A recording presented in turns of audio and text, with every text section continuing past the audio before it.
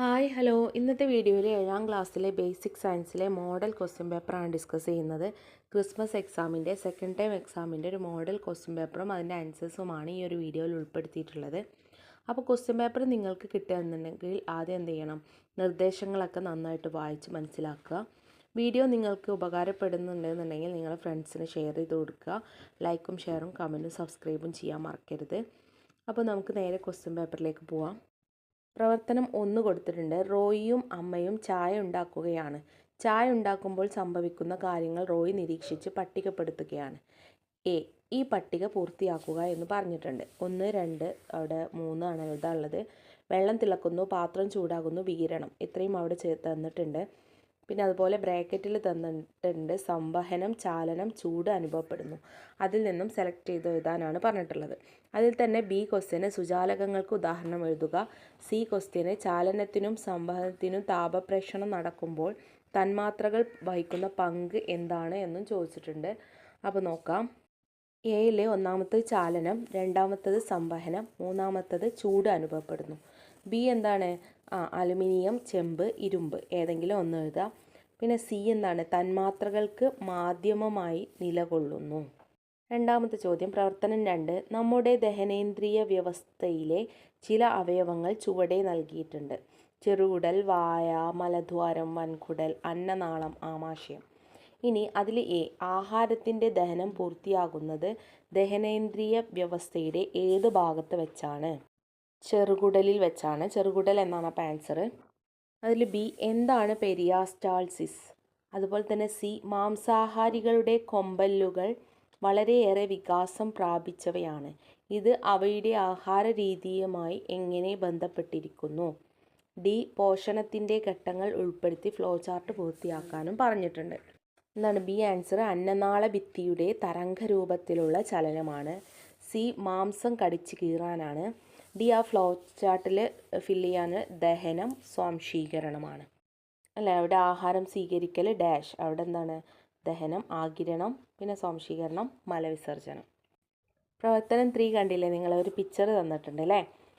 മനുവിന് പനി ആണെന്നാണ് അവൻ്റെ അമ്മ പറഞ്ഞത്. മനുവിൻ്റെ ശരീര താപനില അറിയാനുള്ള ഉപകരണം ഏത്? തെർമോമീറ്റർ ആണ്. അതിൽ ബി താപനിലയുടെ യൂണിറ്റുകൾ ഏതെല്ലാം? ഡിഗ്രി സെൽഷ്യസും ഡിഗ്രി ഫാരൻഹീറ്റുമാണ്. അടുത്തത് താപനില. മനുഷ്യൻ്റെ സാധാരണ ശരീര താപനില എത്രയാണ്? 37 ഡിഗ്രി സെൽഷ്യസ് ആണ് അല്ലേ. ലബോറട്ടറിയിൽ താപനില അളക്കാൻ ഉപയോഗിക്കുന്ന ഉപകരണം ഏതാണ്? ലബോറട്ടറി തെർമോമീറ്റർ ആണ്. അടുത്ത ചോദ്യം, പ്രവർത്തനം 4. ശ്വാസകോശത്തിൻ്റെ മാതൃക അവിടെ തന്നിട്ടുണ്ട് അല്ലേ. നിങ്ങളും ശ്വാസകോശത്തിൻ്റെ മാതൃക തയ്യാറാക്കിയിട്ടുണ്ടാകുമല്ലോ. ഈ മാതൃകയിൽ ട്യൂബിൽ ഉറപ്പിച്ച ബലൂണുകൾ ശ്വസന വ്യവസ്ഥയുടെ ഏത് ഭാഗത്തെയാണ് സൂചിപ്പിക്കുന്നത്? അതുപോലെ തന്നെ ബി ഉച്ഛ്വാസവായുവിൽ 21% ഓക്സിജനും നിശ്വാസവായുവിൽ 15% ഓക്സിജനുമാണുള്ളത്. ഈ വ്യത്യാസത്തിന് കാരണം എന്താണ്? അതുപോലെ തന്നെ താഴെ തന്നിരിക്കുന്ന പ്രസ്താവനകളെ പട്ടികപ്പെടുത്തി ക്രമീകരിച്ച് എഴുതാനും പറഞ്ഞിട്ടുണ്ട്. ഉച്ഛ്വാസം, നിശ്വാസം. അതിൻ്റെ ഉത്തരങ്ങൾ നമുക്ക് നോക്കാം. ശ്വാസകോശം. ബി ശാരീരിക പ്രവർത്തനത്തിനായി ഉപയോഗിക്കുന്നു. സി അല്ലെ ഉച്ഛ്വാസത്തിൽ ഏതൊക്കെയാണ്? ഔരസാശയത്തിൻ്റെ വ്യാപ്തി വർദ്ധിക്കുന്നു. വായു ശ്വാസകോശത്തിലേക്ക് പ്രവേശിക്കുന്നു. ഔരസാശയത്തിലെ വായുമർദ്ദം കുറയുന്നു. നിശ്വാസത്തിൽ ഔരസാശയത്തിൻ്റെ വ്യാപ്തി കുറയുന്നു. വായു ശ്വാസകോശത്തിൽ നിന്ന് പുറത്തേക്ക് പോകുന്നു. ഔരസാശയത്തിൻ്റെ വായുമർദ്ദം വർദ്ധിപ്പിക്കുന്നു അല്ലേ. അതിൻ്റെ എല്ലാ ആൻസറും ഡിസ്കസ് ചെയ്തിട്ടുണ്ട്. അടുത്ത ക്വസ്റ്റ്യൻ നോക്കാം. പ്രവർത്തനം 5. ക്ലാസ്സിൽ ഒരു കുട്ടി നിർമ്മിച്ച പെരിസ്കോപ്പിൻ്റെ ചിത്രം നോക്കൂ.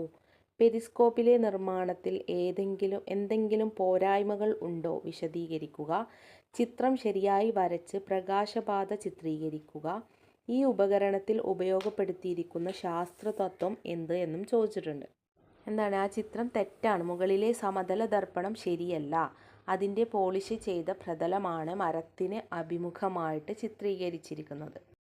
ബി ആ ചിത്രം ശരിയായി വരച്ചതുണ്ട്. സി എന്താണ്? ആവർത്തന പ്രതിപതനമാണ്. ഇനി പ്രവർത്തനം 6 നോക്കാം. ബാർബർ ഷോപ്പിൽ ഒരു കുട്ടിക്ക് തൻ്റെ പ്രതിബിംബം മുൻപിലും പിറകിലും ഇരുവശത്തും കാണാൻ സാധിച്ചു. കുട്ടിക്ക് തൻ്റെ പ്രതിബിംബം എല്ലായിടത്തും കാണാൻ സാധിച്ചത് ഏത് പ്രതിഭാസം മൂലമാണ്? ബി. രണ്ട് സമതല ദർപ്പണങ്ങൾക്ക് ഇടയിലെ കോണളവും പ്രതിബിംബങ്ങളുടെ എണ്ണവും തമ്മിലുള്ള ബന്ധം എന്ത്? സി. പട്ടിക പൂർത്തിയാക്കാനും പറഞ്ഞിട്ടുണ്ട്. എ. ആവർത്തന പ്രതിപതനമാണ്. ബി. കോണളവ് വർദ്ധിക്കുമ്പോൾ പ്രതിബിംബങ്ങളുടെ എണ്ണം കുറയുന്നു. 360/x-1 എന്നാണ്. സി. ആ പട്ടിക പൂർത്തിയാക്കാനാണ് അല്ലേ. 30 ഡിഗ്രി 11, 90 ഡിഗ്രി 3, 120 ഡിഗ്രി 2. പ്രവർത്തനം 7. രക്തപര്യന വ്യവസ്ഥയുമായി ബന്ധപ്പെട്ട് താഴെ കൊടുത്തിരിക്കുന്ന പട്ടിക പൂർത്തിയാക്കാനാണ് പറഞ്ഞിട്ടുള്ളത്.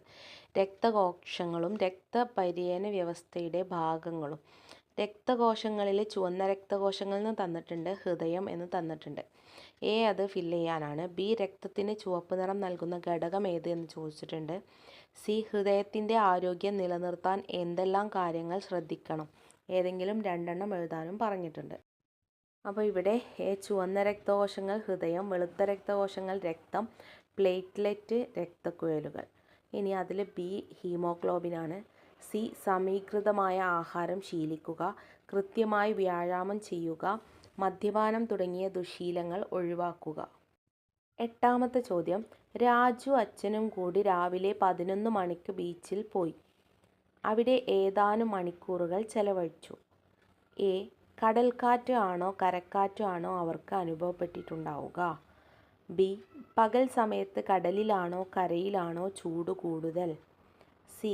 കരയിലാണോ കടലിലാണോ രാത്രിയിൽ വായുവിന് കൂടുതൽ തണുപ്പ്? ഡി. കടൽക്കാറ്റ് ഉണ്ടാകുന്നതെങ്ങനെ? എ എന്താണ്? കടൽക്കാറ്റാണ്. ബി. കരയിലാണ്. സി. കരയിലാണ്. ഡി. പകൽ ചൂടേറ്റ് കരയിലെ വായു ചൂടാവുകയും മുകളിലേക്ക് ഉയരുകയും ചെയ്യുന്നു. വായുമർദ്ദം കൂടിയ തണുത്ത വായു കടലിൽ നിന്ന് കരയിലേക്ക് വീശുന്നു. ഇതാണ് കടൽക്കാറ്റ്. അപ്പോൾ ഇത്രയുമാണ് 7ാം ക്ലാസ്സിലെ ബേസിക് സയൻസിലെ മോഡൽ ക്വസ്റ്റ്യൻ പേപ്പറും അതിൻ്റെ ആൻസേഴ്സും ഇവിടെ ഡിസ്കസ് ചെയ്തത്. അപ്പോൾ വീഡിയോ ഉപകാരപ്പെട്ടെങ്കിൽ നിങ്ങൾ ഫ്രണ്ട്സിന് ഷെയർ ചെയ്ത് കൊടുക്കുക. ലൈക്കും ഷെയറും കമൻറ്റും സബ്സ്ക്രൈബും ചെയ്യാൻ മറക്കരുത്. അടുത്ത വീഡിയോ ആയിട്ട് നമുക്ക് കാണാം. All the best.